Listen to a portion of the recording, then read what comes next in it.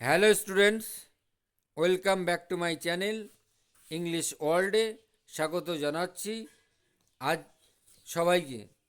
আজকে আমি ক্লাস 10-এর নয়নতারা সেহগাল এর লেখা পাসিং অ্যাওয়ে অফ বাপু এর পার্ট 2 নিয়ে চলে এসেছি।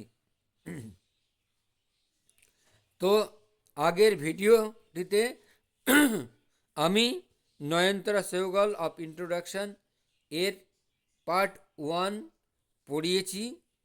এছাড়া তোমাদের ক্লাস 10-এর ফাদার্স হেল্প, ফেবল এই ভিডিওগুলি যদি না দেখে থাকো আমি ডেসক্রিপশন বক্সে লিঙ্ক দিয়ে দিয়েছি, দেখে নিতে পারো।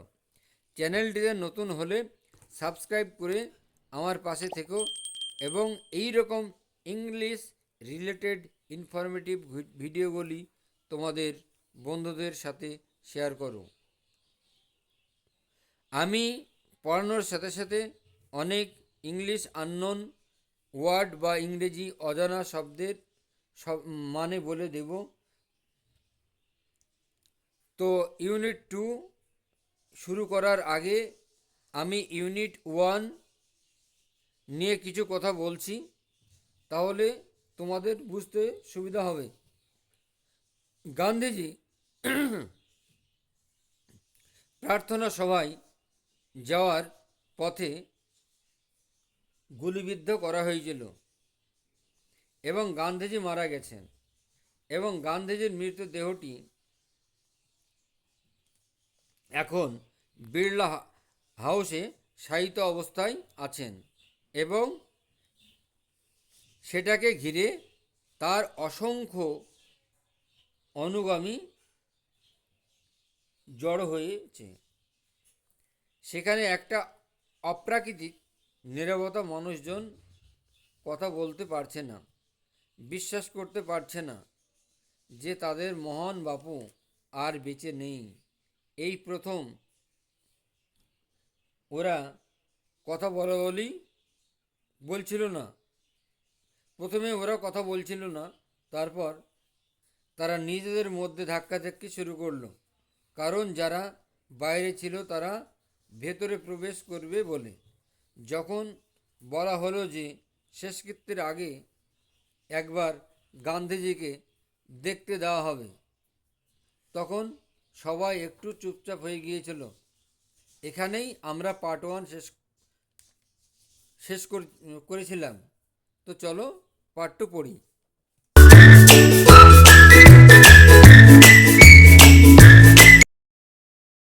গান্ধীজি's funeral was to take place. গান্ধীজির অন্ত্যেষ্টিক্রিয়া সংগঠিত হবে the day after his death, তার মৃত্যুর পরের দিন। Hours in advance,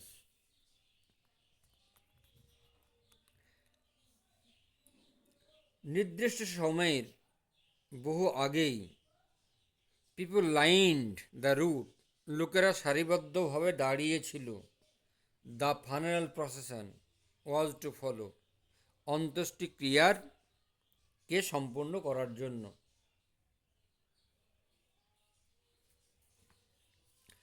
Padmashri Mrs Naidu's daughter, Padmashri হচ্ছে নাইডুর কন্যা। স্পোকস ফর আস অল, আমাদের সকলের উদ্দেশ্যে বললেন। হোয়েন সি সেড সিম্পলি, যখন তিনি শুধু বললেন। উই উইল ওয়াক, আমরা হাঁটব। It is the last time, এটা শেষবারের মতো হাঁটা। It is the last time we shall be walking with Babu, এবং এটা শেষবারের মতো হাঁটা, আমরা বাবুর সঙ্গে হাঁটব। পরের পেজে দেখো তোমাদের একটা ছবি দেওয়া আছে। পেজে দেখো তোমাদের একটি ছবি দেওয়া আছে, মৃতদেহ দাহ করার একটি ছবি। ইট ওয়াজ অ্যান অ্যাগোনাইজিং ওয়াক, এটা ছিল মর্মান্তিক পদযাত্রা।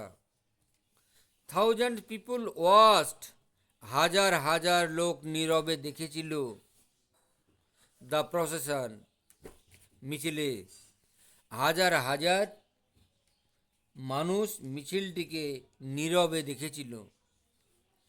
বাপু lay on an open track covered with flowers. বাপু ফুলে ঢাকা এক খোলা ট্রাকে শায়িত ছিল বা ছিলেন। থাউজেন্ডস অফ পিপল ওয়েপ, হাজার হাজার লোকেরা কাঁদছিল, কান্নায় ভেঙে পড়ছিল। Trying to touch Bapu's feet, বাপুর পা দুটি স্পর্শ করার চেষ্টা করছিল বা পা দুটো স্পর্শ করার চেষ্টা করি। It was impossible to move in the thick crowd, ভিড়ে ঠাসা জনতার মধ্য দিয়ে চলা ছিল সত্যিই অসম্ভব। As I moved forward slowly, যেহেতু আমি ধীরে ধীরে সামনের দিকে এগিয়ে গেলাম। আই আন্ডারস্টুড, আমি বুঝতে পারলাম।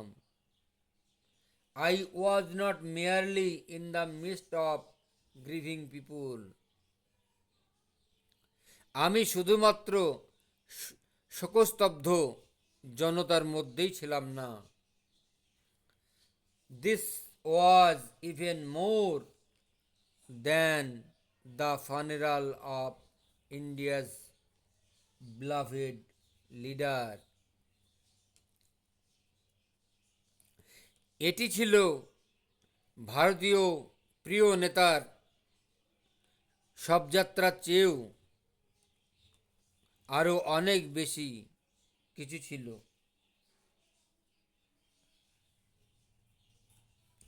I was among the people, আমি ছিলাম সেই জনগণের মধ্যে।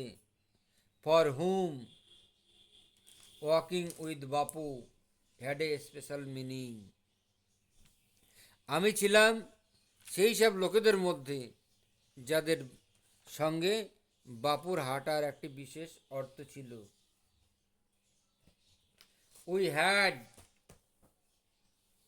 Walked with Bapu over the rough and smooth of India's recent history, আমরা ভারতের সাম্প্রতিক ইতিহাসে উত্থান ও পতনের সময়ে বাপুর সঙ্গে হেঁটেছিলাম। উই কুড নট নাও অ্যাকসেপ্ট, আমরা বুঝতে পারছিলাম না, আমরা মেনে নিতে পারছিলাম না দ্য ফ্যাক্ট, ঘটনাটি, that the man who had led us over many miles path,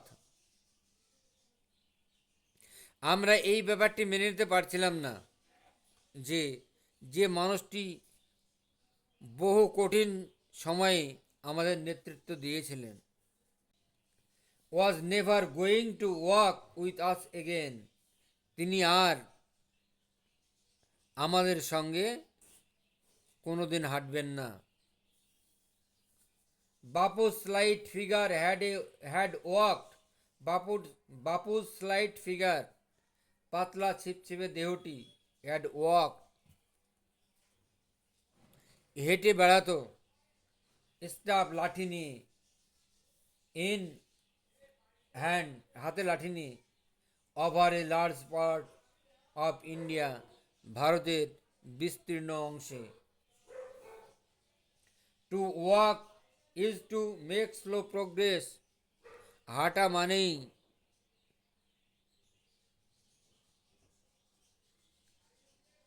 আস্তে আস্তে ধীরগতি, হাঁটার অর্থ হলো অগ্রগতি।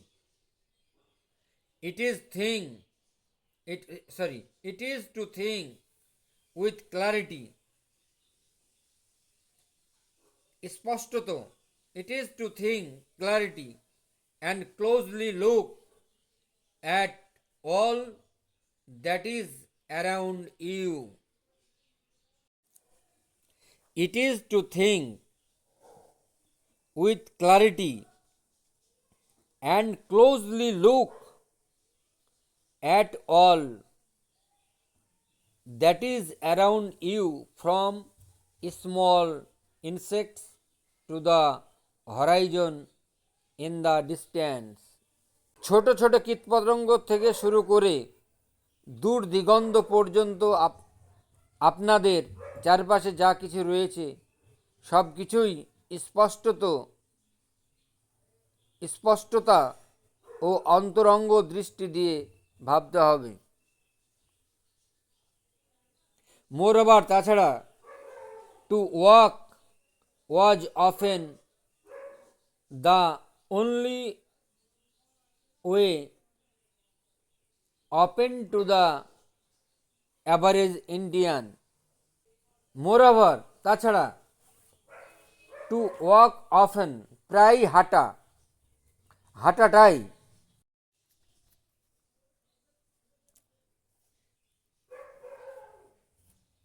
moreover to walk was often the only way to open the average India. তাছাড়া প্রায় হাঁটাটাই একমাত্র উপায় যা সাধারণ ভারতীয়দের সহায়ক বা সাহায্যকারী। It is required no vehicle except his own body and cost him nothing but his energy. নিজস্ব শরীর ব্যতীত শরীর ছাড়া এর কোনো যানবাহনের প্রয়োজন হয় না, আর শারীরিক ও মানসিক শক্তি ব্যতীত বা ছাড়া কোনো অর্থ ব্যয়ের প্রয়োজন হয় না। Gandhi took this necessity as he took much that was commonplace and transformed it into a joyful effort. Gandhiji এই অপরিহার্যটিকে গ্রহণ করেছিলেন, যেহেতু তিনি সাধারণকেই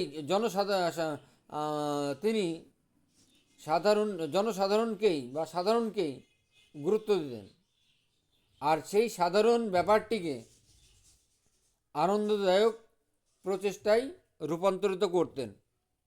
তো আমি এই গল্পের পার্ট 2 শেষ করলাম।